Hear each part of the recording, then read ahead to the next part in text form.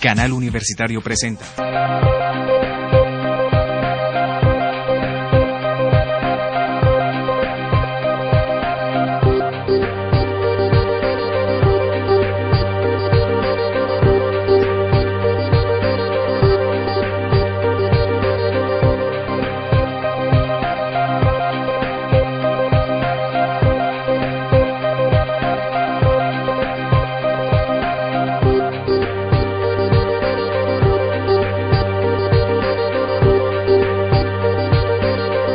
Bienvenidos a Tiempo de Letras. Hoy nos acompaña el profesor Germán Guerrero Pino, autor del libro Introducción a la Filosofía de la Ciencia, Documentos de Trabajo. ¿Por qué realizar este libro? Este es un libro que surge a raíz de mi trabajo, ¿no? Yo me dedico a la docencia universitaria y me ocupo de la filosofía de la ciencia.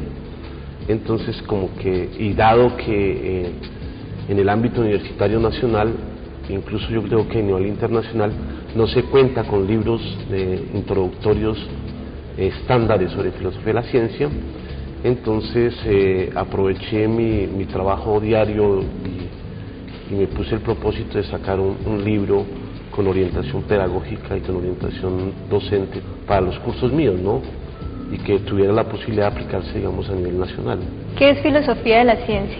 La filosofía de la ciencia uno podría decir que surgió dentro de la filosofía, fue uno de los ámbitos, de las preguntas importantes de la filosofía que surgió en Grecia, o sea, más o menos en el siglo III antes de nuestra era, y que tiene que ver con lo que se ha llamado el pensamiento occidental, ¿no? Nuestra tradición, digamos, a nivel de pensamiento y de ciencia. Pero obviamente allí se encontraban las preguntas concernientes a la filosofía de la ciencia muy mezcladas, digamos, con todas las otras inquietudes filosóficas. Entonces, esta disciplina se delimita, se hace una cuestión programática más o menos a comienzos del siglo XX, donde se muestra que una de las ocupaciones de la filosofía de la ciencia tiene que ver con la producción del conocimiento científico y la manera como trabajan los científicos.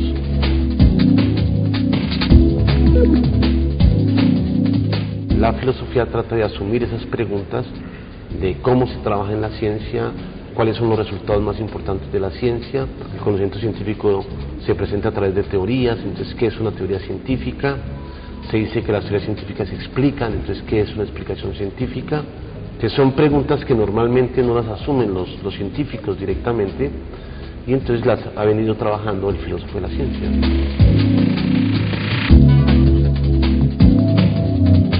¿Cuál es la estructura del libro y qué capítulos lo componen? Cuenta con 7 capítulos. Esos 7 capítulos hay 5 que corresponden a problemas muy recurrentes dentro de la filosofía de la ciencia, y 2 capítulos, los 2 primeros, que son contextuales, que tratan de ubicar, digamos, estos 5 problemas en el ámbito general de la filosofía de la ciencia. El primero asume la primera pregunta que me hiciste, es ¿qué es la filosofía de la ciencia? Entonces trata de aproximar una pregunta dentro de la problemática general de lo que es la filosofía.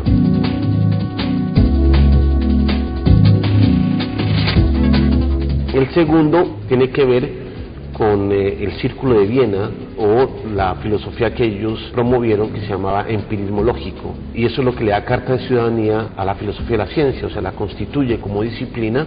Y este programa fue generado por un grupo de científicos con inquietudes filosóficas que se reunían semanalmente en la Universidad de Viena.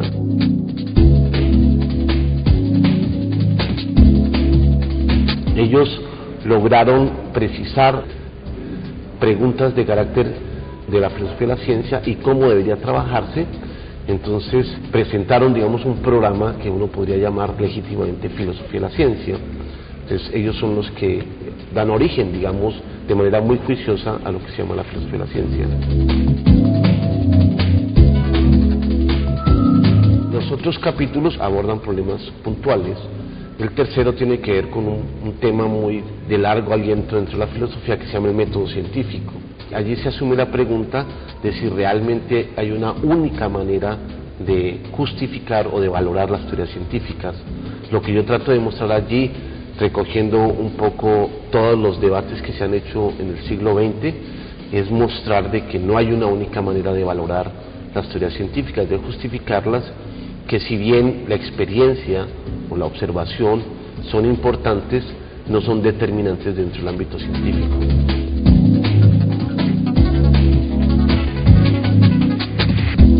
El siguiente capítulo aborda otro tema importante dentro de la filosofía de la ciencia, que son los conceptos. O sea, ¿qué es un concepto científico?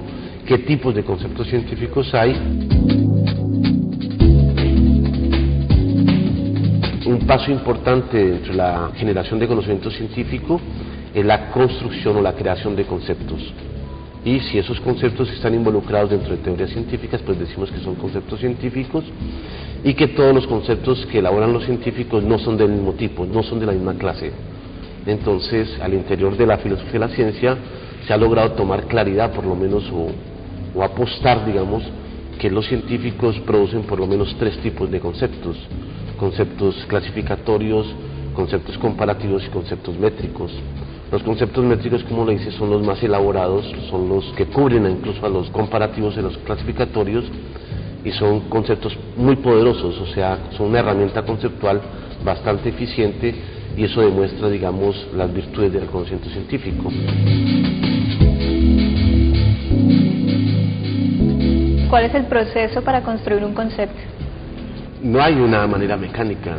Hubo planteamientos filosóficos que creyeron, digamos, que nuestros conceptos surgían simplemente poniendo la atención a la naturaleza, ¿no? Como una especie de impresión que hacía la naturaleza en nuestras cabezas, o en nuestras mentes, o en nuestros espíritus.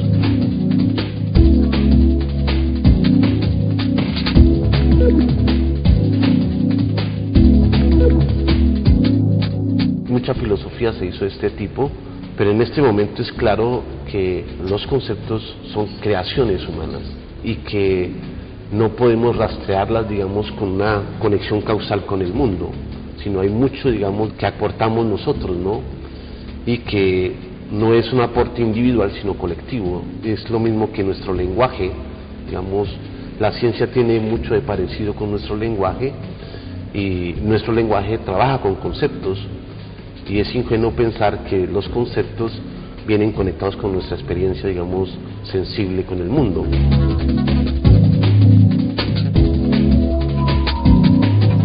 Hay un aporte significativo por parte de los individuos y de las colectividades, ya sean humanas o científicas, a la hora de crear conceptos científicos. Ahora, hay diferentes grados de conceptos, y los conceptos métricos, por ejemplo, son el culmen, digamos, de la elaboración de los científicos a nivel del conocimiento. Son conceptos que llevan asociadas la creación de un instrumento. Entonces, por ejemplo, el concepto de temperatura lleva emparentado un instrumento de medida, por eso se llaman métricos. Lleva emparentado, por ejemplo, el termómetro. Eso es un avance muy significativo a nivel del conocimiento, incluso respecto, digamos, a los conceptos comparativos. Un concepto comparativo, por ejemplo, como los colores, son conceptos elementales, pero no tienen el poder, digamos, de un concepto métrico. ¿Se elabora en directa relación con la experiencia? Desde luego que sí. El científico no puede construir estos conceptos bajo su imaginación o bajo su propia ficción, sino en relación con su trabajo, con el laboratorio, con lo que hace, con lo que experimenta, pero desde luego es que no lo recoge de manera directa, sino que, como les digo, hay una capacidad creadora importante en este ámbito del conocimiento.